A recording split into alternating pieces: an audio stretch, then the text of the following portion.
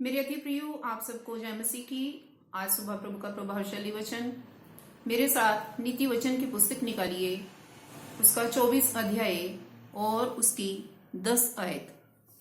यदि तू विपत्ति के समय साहस छोड़ दे तो तेरी शक्ति बहुत कम है। आमीन। परमेश्वर के लोगों, जब इंसान के जीवन में वो बीमारी आ जाती है, जब कोई संकट आता है, कोई परेशानी, कोई भी विपत्ति उसके जीवन में आती है, तो परमेश्वर का वचन कहता है उस समय तुम्हें अपने जीवन में साहस को बनाए रखने की जरूरत है। लेकिन जो ही इंसान के जीवन में ऐसी परेशानी आती है तो इंसान अपना साहस छोड़ देता है।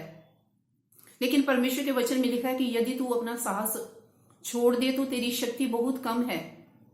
परमेश्वर के लोगों, हमें परमेश्वर पर उस समय भरोसा रखने की जरूरत है, उस पर विश्वास करने की जरूरत है, उसके वचनों पर ध्यान देने की जरूरत है कि वो परमेश्वर हमारी विपत्ति के समय, हमारे संकट के समय, वो परमेश्वर हमारे संग है।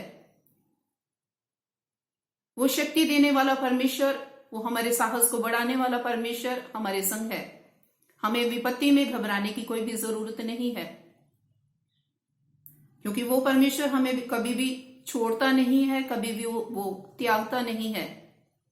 इसलिए परमेश्वर के प्रिय लोगों, हमें विपत्ति के समय अपने साहस को नहीं छोड़ना। अय्यूब की जिंदगी में हम देखते हैं कि बहुत सी विपत्ति उसके जीवन में आई, लेकिन उसने अपने साहस को नहीं छोड़ा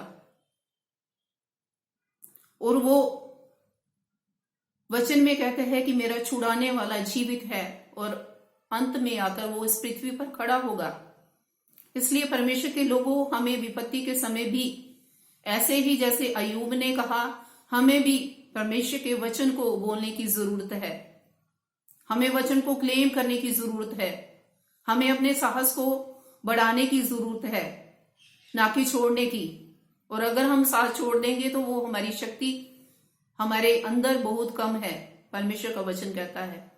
इसलिए हमें किसी भी विपत्ति से, किसी भी बीमारी से, संकट से घबराने की जरूरत नहीं है, क्योंकि वो जीवित परमेश्वर हमारे संग है।